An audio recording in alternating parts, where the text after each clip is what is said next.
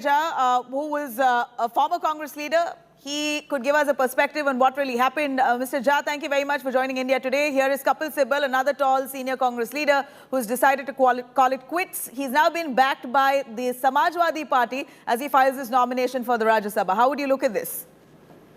Well, I think undoubtedly a terrible loss for the Congress.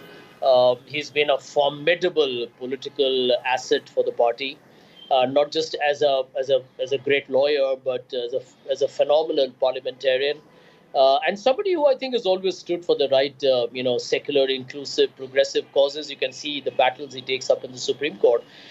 He was frustrated to a great extent as being one of the linchpin of the G23 group within the Congress who have been talking about reforms and changes. So I guess he was terribly disillusioned, probably did not see the Congress party reforming at the pace or having the intent to kind of make the changes that were drastically needed. Although he moves over to the Samajwadi Party, I think what is encouraging is that he will continue to kind of take on the current establishment, which in my opinion, where I agree with my very senior colleague that it is a very anti-democratic setup we have in India. And as long as Mr. Sibal succeeds in that crusade, I think the Congress party can still try and kind of ensure that it doesn't lose more good people. In my opinion, losing elections is bad enough, but losing people is awful because replacing talent takes a long, long time. And especially when you are losing people like Mr. Sibal or Mr. Jhakar, who have been with the party for decades and have gone through ups and downs that have hung in there. I think that to me is very, very sad and tragic because I know that at the core, ideologically, Mr. Sibal has been a very true congressman and somebody who I think has always believed that the BJP needs to be taken on. He's aggressive. Everybody in the Congress, I think, wants to stop this juggernaut. Right. Mr. Jha, if you can hear me though, Kapil Sibal, of course, has been a vocal critique, but that wasn't received well within the Congress party because every time he raised a concern about the organizational defects of the mismanagement within the party, of how the party should restructure if they want to see brighter prospects for 24, doesn't seem like his word was ever taken well. He was always looked at as a betrayer for the Congress party. He was looked at someone who was trying to defame the Congress, and his points were never taken. Eventually, Kapil Sibal went on to be his own man. He led the G23 delegation. He hosted dinners for the G23 team. It almost became a parallel leadership within the Congress led by Kapil Sibal. No, I do believe that, Mr. Sibal's heart is in the right place. Even though he's left the Congress party, I do hope people in the Congress recognize that, you got to have dialogue with people. I'm of the fundamental opinion that the leadership must engage with those who are actually questioning you, who are critical of you, because they only do that when they care. There are two kinds of people in politics in my experience. Those who remain quiet and are sycophantic and will never tell you the truths. And those who are vocal, who are critical, who care. And if you're going to ignore those very people who are putting their own political career in jeopardy because they believe that they're actually not doing anything wrong. But, if there's a perception going to be created that anybody who's critical of the party is a pro-BJP guy or, he's a conspirator or he's somebody who wants to disturb the paradigm, that's wrong.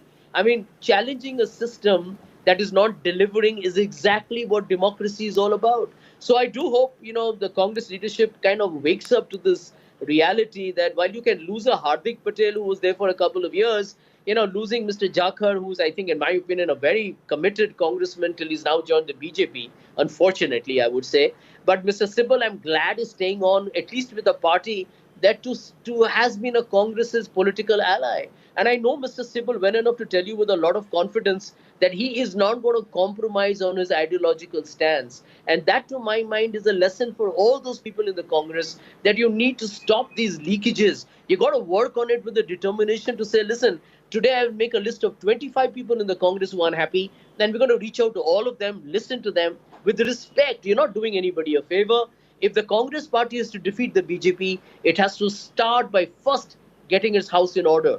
That's what people in the party want. That's what people like Manish Tiwari or Milind Devra or, Prithviraj Chavan, you talk of Shashi Tharoor. All these people are people who have a deep ideological commitment. They want a passionate, robust fight back by the Congress. But when you're going to lose people, how are you going to take on the BJP? I mean, they're a You know, monstrous machine. Absolutely, they are war horses, and you need a mighty opposition to really give a fitting fight for the BJP at this point. Now, Mr. Jha, Sneha has also been tracking those developments. She's, of course, tracked Kapil Sibal's career. His career graph over the years has been a really vocal critique of the Congress party. But Sneha, interestingly, Kapil Sibal, as Mr. Jha says, did not really join the Samajwadi Party formally. He still decided to go independent. Absolutely. Nabila, thanks for that. Sanjay Jha, I want to ask you, given that Congress is losing elections state after state, its quota obviously in the upper house is going to come down. I would expect more such desertions within the Congress party. It's happened in the past where Abhishek Manu Singh, we got a ticket from the TMC to contest the Rajya Sabha elections with the TMC support, but didn't quit the TMC. Here, Sibal has quit the Congress. He's no mass leader in that sense. He didn't win the Lok Sabha elections the last time around and even before that. But in one sense, this is a huge setback because this is the old guard of the Congress party, essentially. Troubleshooter during the Anna Hazare movement, sitting minister in both UPA 1, UPA 2. The optics of this is terrible for the Congress, isn't it? It is, and I'll tell you something. One of the mistakes we very often make is to attribute a mass following only to if somebody is a Lok Sabha MP. Mr. Sibal is well known, perhaps more than many Lok Sabha MPs today.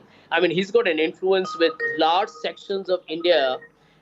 He's known by many people, the young, the middle-aged, political community, everywhere. So, the following doesn't have to be necessarily at the ground level, although I agree with you that if you have that ability to influence millions of people, that's fantastic. But not everybody can be that pan-India leader. But Mr. Sibal's reputation is phenomenal. I mean, his extraordinary grasp of the legalese is kind of noted by one and all.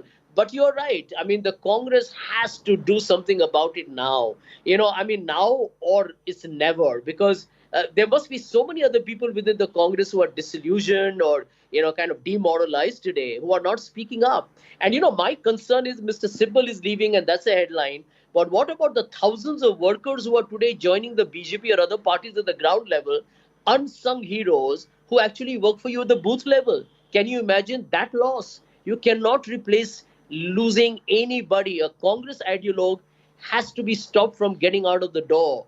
And Mr. Sibal, well, of course, with Samajwadi support, he'll be there. So in the Rajya Sabha, the Congress will have somebody who will be fighting for a similar cause. But you need such people in your own team, formally, informally, in every sense of the word. Because, parties can only survive and thrive if they encourage a lot of conversation within, especially those that are critical of your failures, especially that question your leadership fault lines, especially those that actually tell you what could be an alternative way of looking at problems instead of following a status quoist approach. Mr. Jha,